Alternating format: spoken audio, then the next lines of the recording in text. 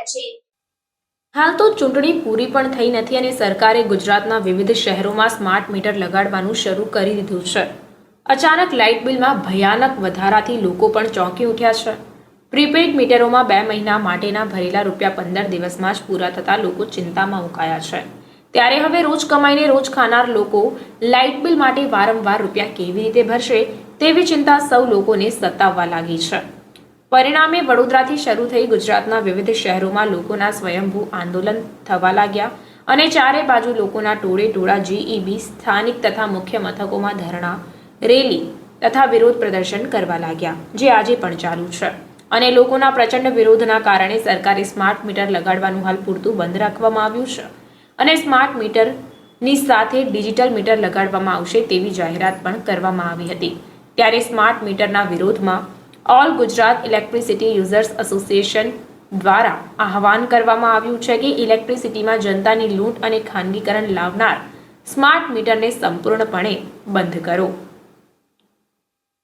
આ આહવાન અંતર્ગત વડોદરામાં સ્માર્ટ મીટર વિરુદ્ધ સહી ઝુંબેશ યોજવામાં આવી, જેમાં જોડાવા માટે તમામ લોકોને અપીલ પણ all Gujarat electricity users association દ્વારા કરવામાં આવી છે। Reporter Kanchan Parmar, Gujarat electricity user association તરફથી સહી ઝુંબેશ શરૂ કરવામાં આવ્યું છે। આપ સહી ઝુંબેશમાં આપશો, આપનું સહી આપો, એક સહી કરીને તમારો વિરોધ નોંધાવો।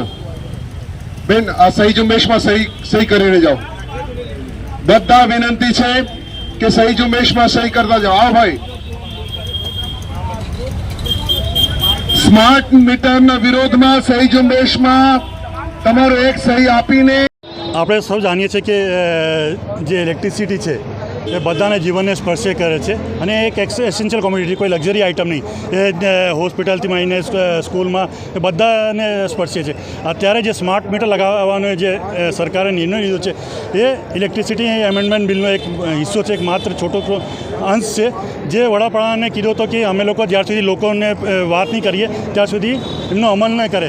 પણ આજે આપણે જોઈ રહ્યા છીએ કે લોકોને એ સ્માર્ટ મીટર કરીને એમ પ્રાઇવેટાઇઝેશન તરફ જઈ રહ્યા છે અને લોકો એનો તરફ્યાન છે અને જે લોકોના બિલ ₹1000 કે ₹800 જે 2 મહિનામાં આવતો હતો, અત્યારે એમને 4 મહિનામાં ₹4000, ₹5000 આવી રહ્યો છે।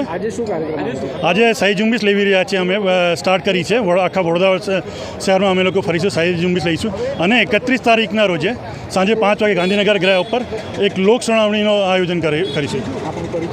મારું નામ ઇન્દ્રજીતસિંહ ગ્રોવર છે। હું ઓલ ગુજરાત ઇલેક્ટ્રિસિટી યુઝર્સ એસોસિએશનનો વડોદરા કન્વીનર છું। All Gujarat electricity user association તરફથી આ સહી ઝુંબેશ અમે કરી રહ્યા છીએ। આ એક મહત્ત્વની લડત છે, એટલા માટે કે ઇલેક્ટ્રિસિટી એ જીવન જરૂરિયાત વસ્તુ છે। એના વગર જીવનનું એક પણ પગલું ચાલી ન શકે અને એમાં તમે ધંધો કરવું, લૂંટ ચલાવી, નફો કમાવા માટે તમે છૂટછાટ આપો, એ કોઈ પણ રીતે સાંખી ના લેવાય। આ સ્માર્ટ મીટર માત્ર સ્માર્ટ મીટર નથી, એ એક આમ જનતાના મોતનો પરવાનો છે। એટલા માટે કે આ સ્માર્ટ મીટર લગાડ્યા પછી સંપૂર્ણપણે ખાનગીકરણ તરફ દોડી જવામાં આવશે। 2003માં વાજપેયીજીને જ્યારે સરકાર હતું ત્યારે આ કાયદાની શરૂઆત થઈ હતી અને એ પછી કોરોના કાળમાં જ્યારે બધે જ લોકડાઉન હતું, સંસદ ચાલુ નહોતું, લોકો ઘરમાં ભરાયેલા હતા, પુરાયેલા હતા, લોકો જીવન મરણ વચ્ચે ઝોલા કરી રહ્યા હતા, એવા સમય પહેલાં આ કાયદાને લાવવામાં આવી અને આજે 2022માં એને અમલમાં મૂકવા તરફ જઈ રહ્યા છે। શું છે આ કાયદા? આ સ્માર્ટ મીટર કેમ મૂકવામાં આવી છે? શું માત્ર આ સ્માર્ટ મીટર અને ડિજિટલ મીટર સરખું છે એ સાબિત કરી દેવાથી સ્માર્ટ મીટરને સ્વીકારી શકાય? અમે કહીએ છીએ કે નહીં, કારણ કે એના પછી આ જે ટોટલ ઇલેક્ટ્રિસિટી જે છે એ ઇલેક્ટ્રિસિટી પ્રાઇવેટાઇઝેશન તરફ લઈ જવામાં આવશે। દેશના અડાની, અંબાની અને એ બધા સામે એમને સોંપી દેવામાં આવશે અને એ પછી ડાયનામિક ચાર્જીસ શરૂ થશે। એટલે દિવસ દરમિયાન જ્યારે વીજળીની વપરાશ ઓછી ત્યારે ઓછી ચાર્જીસ છે અને રાતના સમયે જ્યારે લોકો ઘરે હશે ત્યારે આખો દિવસ જે વીજળીને ચાર્જ થયા ના હોય એના કરતાં વધારે રાત્રે આવશે, કેમ કે રાત્રે એ લોકો યુનિટ દીઠ ચાર્જીસ વધારે કરશે। સાથે સાથે એમ કહે છે કે ઉદ્યોગપતિઓ જે આજે ઉદ્યોગમાં વીજળીનું બિલ વધારે છે, એને યુનિટ દીઠ ચાર્જીસ વધારે છે અને લોકોના ઘર વપરાશ માટે ઓછા છે, એમાં એ સમાનતા લાવવાની વાત કરે છે. રોજગારના સમાનતા નથી, કોઈ સમાનતા નથી. એ સમયે આ લોકો ઉદ્યોગ અને લોકોમાં સમાનતા લાવવાની વાત કરીને એ લોકો આ ભાવ વધારો કરવા જઈ રહ્યા છે. એના વિરોધમાં અમે સહી ઝુંબેશ કરી રહ્યા છીએ.